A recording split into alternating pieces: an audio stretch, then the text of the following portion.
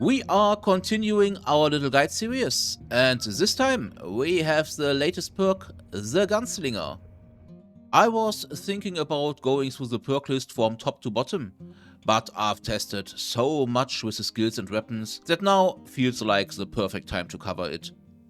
We'll go through each section, passives, throwable, gadget, and I'll give you my thoughts on the skills. As always, timestamps are in the description. Without wasting any time, let's start with the passives. At level 2, we have Fast Fingers, which increases our reload speed by 20%, and Hip Shooter. Hip fire deals 8% more damage to critical zones. I can't see a reason to pick the boost for hipfire. Even if it wasn't limited to crit zones, it would still lose to Fast Fingers. There's no difference if you shoot with or without ADS, you still have to reload. And a faster reload gives you more damage per second without any conditions. Level 8. Opening Salvo. The first 3 shots deal 30% increased weapon damage. It's literally the mod bonus first strike on steroids, but it's limited to pistols. I would call it a meme skill. Awesome if you want to limit yourself to lower mech guns like the Lawbringer, Pyre and Disciple. Otherwise, it will not help us. Head count.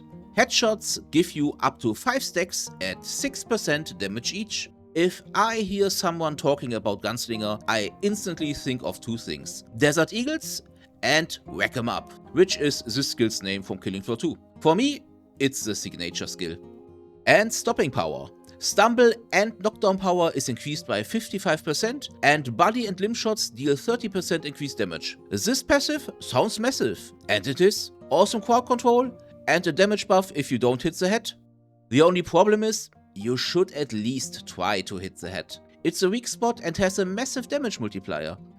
Level 14. Health Expert will heal you for 10 health with a cooldown of 10 seconds if you shoot an enemy or destructible. Nice passive healing. And Speed Demon. Reloading grants 40% increased movement speed for 5 seconds.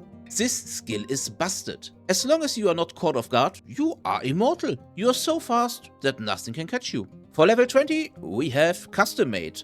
The Gunslinger's insanely good economy skill. Weapons at the trader pot are reduced by 7% for each mod. Most weapons have 6 mod slots. A fully modded weapon would cost 42% less. The Commando is the king of economy. Not anymore. The other level 20 skill is Magic Bullet. Killing an enemy has a 40% chance to add a bullet to your reserve ammo. It's deadly resupply at its best, but as a skill. And at level 26 we have Glass Cannon. Our weapon damage is increased by 40%, but we lose 25 max health. No other conditions. Lucky Shot. Pistol shots have a 20% chance to deal triple damage, and if this kills the target, it explodes. Nice damage buff, plus godly area of effect clear. And Monster Bash.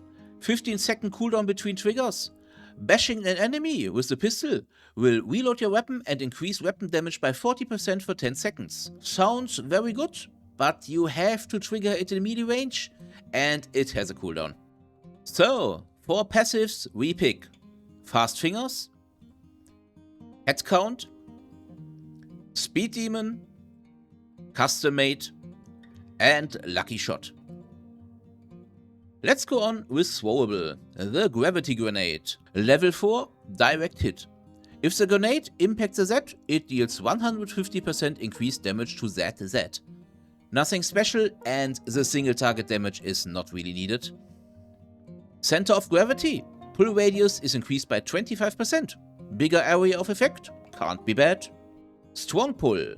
The nade detonates on impact and deals more force damage. Utility and extra damage. For level 10, we get the usual additional grenade.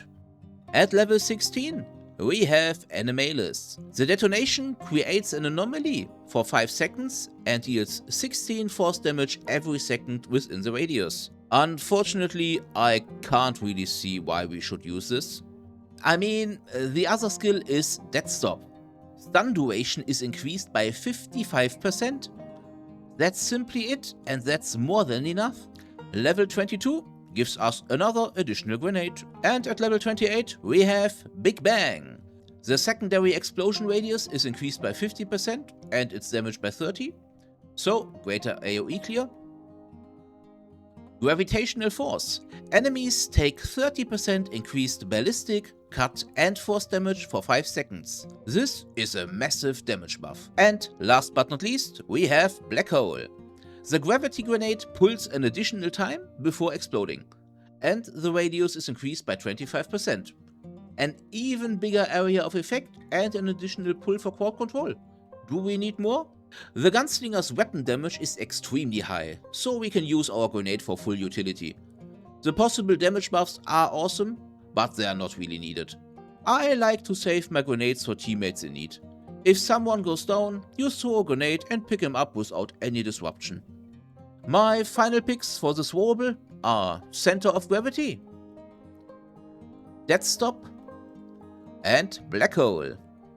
And it's Gadget time! Fatal Focus. At level 6 we have Set to Stun. Shots apply 200 stun affliction. Reloader. Activation reloads your previously held weapon and grants 20% of that weapon's max ammo. And Health Kick. Activation heals you for 40 health. Additional stun affliction is always nice and a strong contender for our final pick. Reloader is okay because of the instant reload and the ammunition can be a nice bonus, but all in all I'm not a big fan of it. Yes, you could refill all of your weapons for free after each wave, but we should have more than enough dosh left. I would say pick according to your playstyle. For my way of thinking, I prefer Health Kick, because of its emergency factor, but I can definitely see the value of the additional stun affliction or the free reloads. Level 12, Focused Fire. Hitting an enemy increases the damage it takes from your gadget by 30% for 10 seconds. Very nice against big Zeds and bosses. Accelerando increases the fire rate by 30%, nothing more. Level 18, Big Up. 25% more damage to large enemies. Scalp Collector. Kills grant an additional 30 dosh, up to 400. And Stockpile. Kills grant up to 15 stacks. Every stack restores 5 armor when the gadget ends. We'll have more than enough dosh, so we can ignore Scalp Collector. Stockpile is an amazing defensive skill. I used it a lot while leveling, but later I realized that I don't really need it. If the enemies rarely hit you because of Speed Demon, you don't need to repair your armor. The extra damage from Big Up was much better. For level 24, we have to decide between Running on Empty and Magazine Supplement. Running on Empty is our gadget refill skill. Emptying a magazine grants 8 gadget energy. And Magazine Supplement increases the max ammo of Fatal Focus by 9. Again, it's a question of your playstyle. By now, I prefer the extra ammo, and 1 to 2 uses per normal wave are enough in my opinion. And finally, level 30. Trick Shot.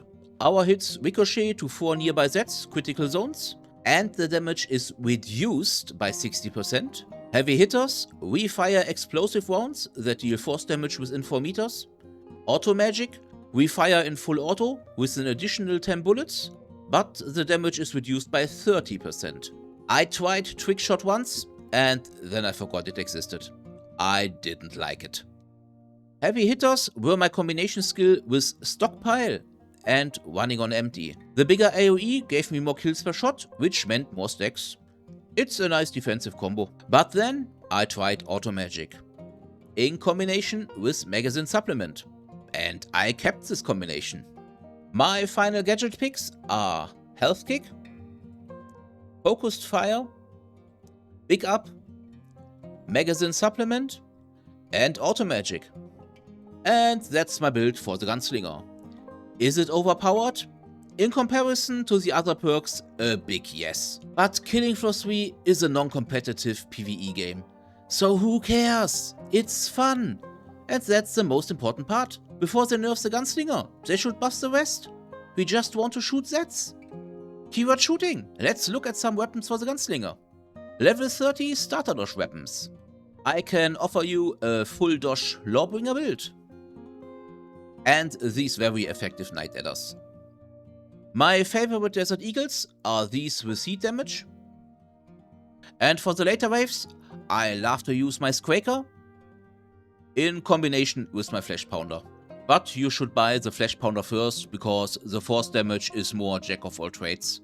For the bosses, I have several different builds for the weaknesses. For the Chimera and Moorcroft, I use this one with force damage. This Desert Eagle heat build is for the Queen and the Alpha Scavenger. And for the Impaler, a build with acidic damage. Another weapon for the secondary slot against Moorcroft is this Desert Eagle with overpressure wounds. It shreds his shields. A few special mentions for multiplayer gameplay. If you have no medic and or see your team struggling, get a pair of dual medic pistols for some health support. And I can highly recommend the classic G33 ice grenade launcher as a secondary weapon for crowd control. Just try not to annoy your teammates. Aim for the backline so people don't lose their view because of all the ice animations.